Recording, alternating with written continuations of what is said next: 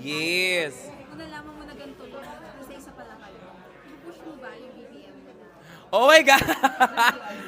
Yes, actually, yung option ko talaga is si president natin, na si Bongbong Marcos. Ang president natin na si Bongbong Marcos. Ayun. And si Mami Oni, sila talaga dalawa yung bet kong characters because knowing me back in my season, I had a great job doing a male character.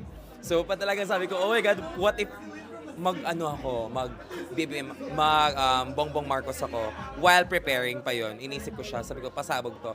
But then when I figured out on the episode na hindi pala siya ganoon, magkakasama kami lahat. So sabi ko, oh my God, ipupush ko na lang si Mami Oni, marami siyang punchlines, marami siyang pwedeng gawin. So ayun, umuo na lang ako. Pero kung nalaman mo nung Pero kung nalaman ko na gano'n ang mangyayari yung magkakasama lahat, talagang ipupush ko yon. Talaga, marami akong, ay nako, pero hindi ka natatakot. hindi ako natakot.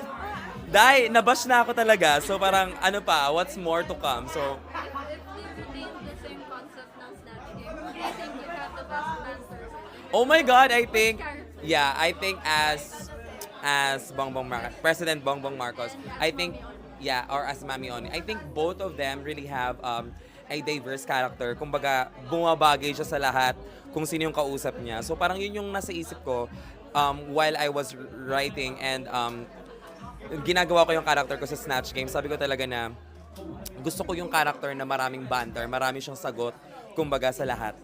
So for example, like kung BBM ang pinili ko, sasabihin ko lang na ay, hindi ko, hindi niya alam or something like that. I don't know, like, yeah. It's just comedy naman, so wala namang personal. Kung binigyan ka ng one chance na magpatuloy sa competition, ano yung game plan mo? Siguro talaga, I feel like I would do my best talaga. Especially pag like banter moments. Kasi mas dun lumalabas yung pagiging joyful ng character. Mas dun nakikita yung quickness mo when it comes to like bantering and improv sa pagbanter mo sa mga competitors mo. So, sayang. I really expected na ganun yung mangyayari. So, pasabog!